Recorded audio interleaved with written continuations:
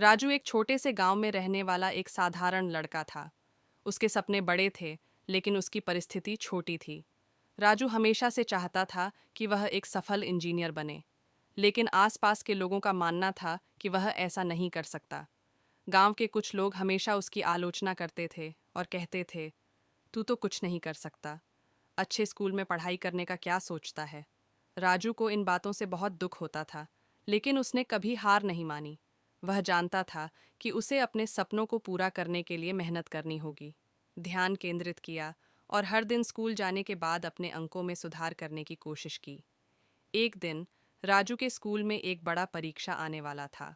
सभी उसके जैसे लड़कों के लिए यह परीक्षा बहुत महत्वपूर्ण थी।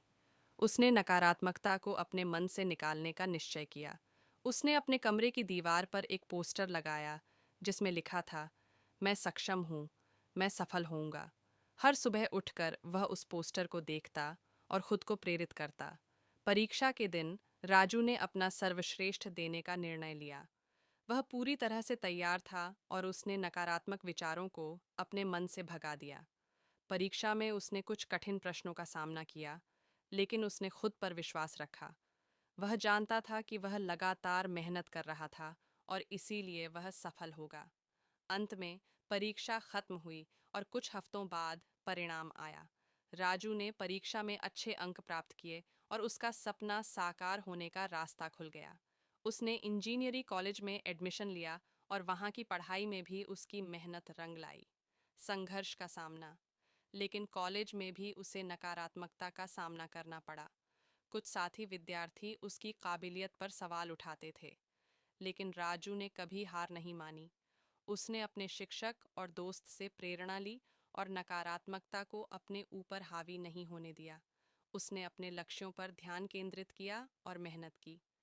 धीरे धीरे राजू ने अपने साथियों का विश्वास जीतना शुरू किया। एक दिन उसके साथी उसे एक ग्रुप प्रोजेक्ट में शामिल करने के लिए आए। राजू ने खुशी खुशी स्वीकार किया और पूरी हर संभव मदद की।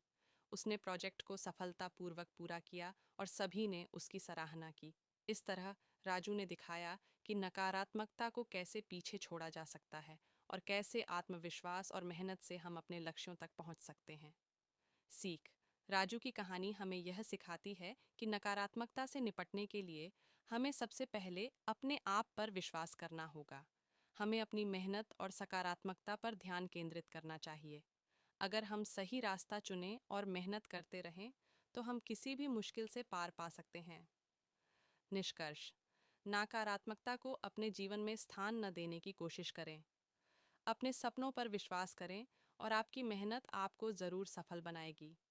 याद रखें, नकारात्मक विचार सिर्फ एक चुनौती है, लेकिन आपकी सकारात्मकता उन्हें मात देने की शक्ति रखती है। इस तरह राजू की कहानी हमें एक संदेश देती है कि नकारात्मकता से निपटने का सबसे अच्छा तरीका है मेहनत, आत्मविश्वास और सकारात्मकता।